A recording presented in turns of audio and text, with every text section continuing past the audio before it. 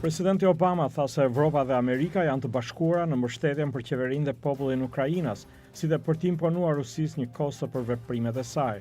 Presidenti Obama ndodhet në Holandë për një takim urgjent me udhëheqësit e G7-s. Sekretari Amerikan I Shtetit John Kerry thotë se shpreson që situata në Krime nuk do të ketë ndikim tek bashkëpunimi me Rusinë në përpjekjet ndërkombëtare për ta zgjësuar armët kimike të Sirisë.